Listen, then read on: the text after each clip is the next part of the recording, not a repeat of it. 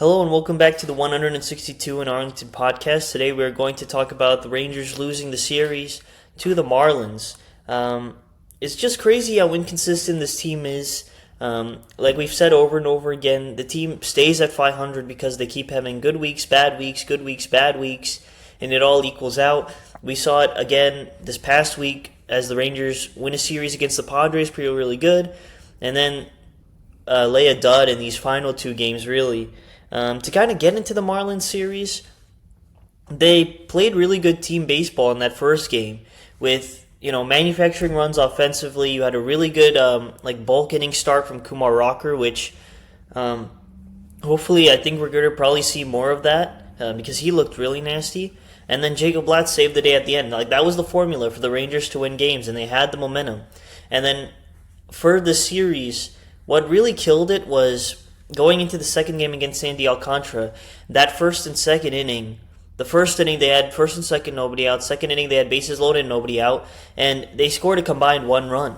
That really killed the momentum for the Rangers in this series, as they should have put up a lot more runs in those first two innings. And it's just like that, it's the momentum is gone. And their offense was pretty dead the rest of the way. And the pitching couldn't do enough to keep them in there in the games because the offense was just completely dead. Just a couple solo home runs was all the Rangers really had.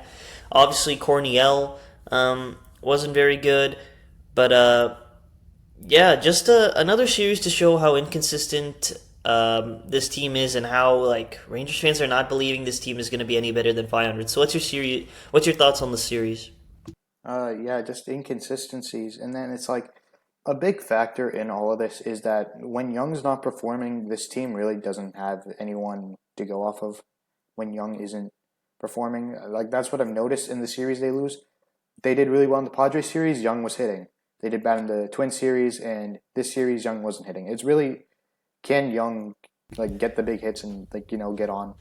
That really changes the feel of the lineup. And then same thing with but then also Osuna's was really good this series.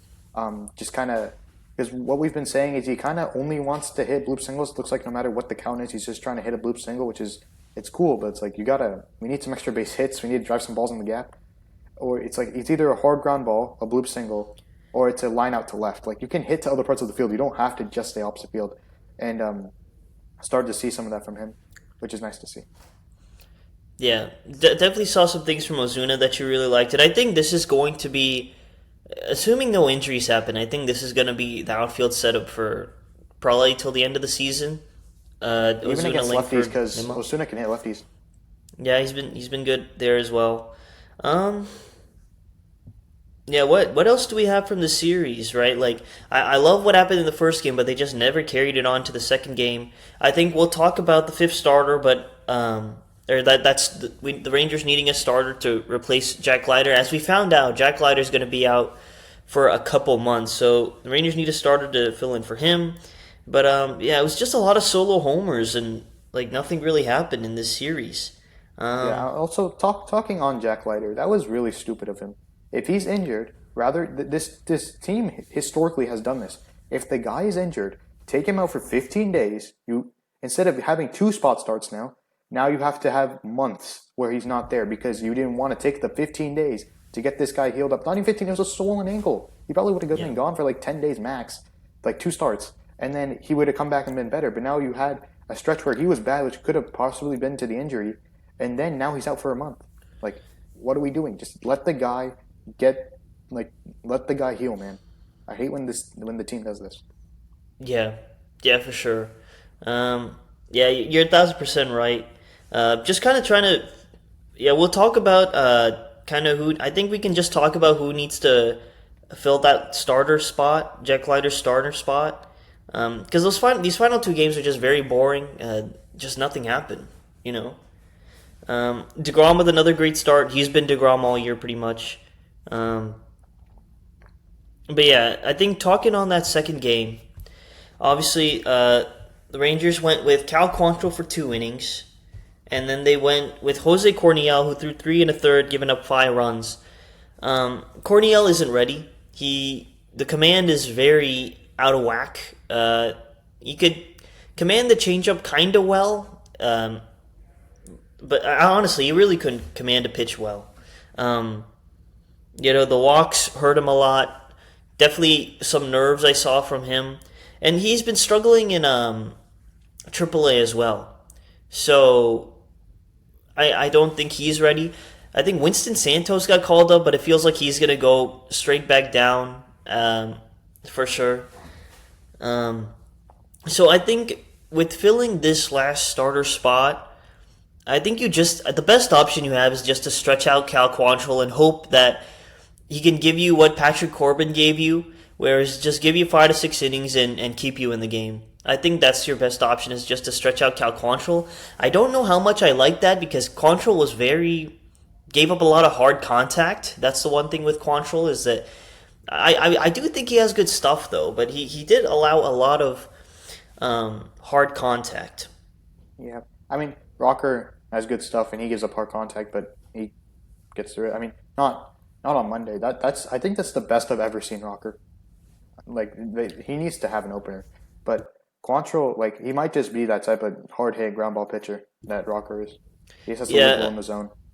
Yeah, I think Rocker it's kind of hit straight into the ground. Quantrill was allowing a lot of hard hits, a lot of like fly ball hard hits. Yeah. Um. Yeah, just to give Rocker credit, I mean that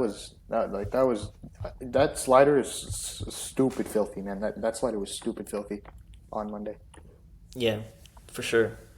I guess we can wrap up, right? I mean, Yeah. I think I think for the Rangers, that next option is just going to be stretching out Cal Quantrill. They do have Marco Gonzalez in the minor leagues, who has thrown some quality big league innings. So I wonder if he's going to get a shot. But it's going to be interesting to see how the Rangers fill in this starting spot that Jack Leiter now got injured for. Obviously, Jordan Montgomery did a rehab, which was nice to see. But he's still probably a month away. And they don't really have anyone else in the minors, so I think they just have to ride this out with Quantrill. They now have the Blue Jays series coming up, a 4-game set against the Blue Jays. Crazy. After all this, 4 games under 500, 2.5 games out of the division, and a game out of the wild card. The AL is so bad. Yeah. Oh my god. It's so crazy how bad the AL is. It feels like whoever postseason wise, whoever's in the postseason and has just the most postseason stars is gonna just win the AL. Yeah.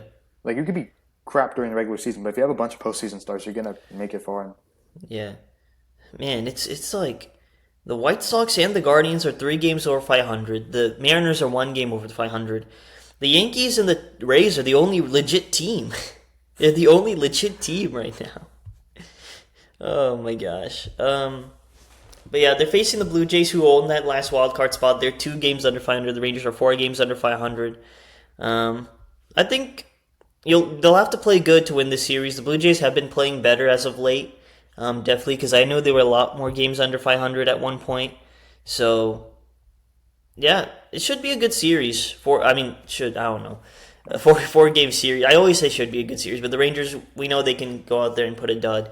But 4-game series against the Blue Jays. If you don't take 3 or 4 here, I think you kind of lose hope. No, I think if they split the series, I think they're still there. I think if they split the series are still there, but you should take 3 or 4. Should they? Yes. Yeah, I guess. They should take 3 or 4. Strong offensive teams are always going to beat the Rangers because they just can't put up the runs.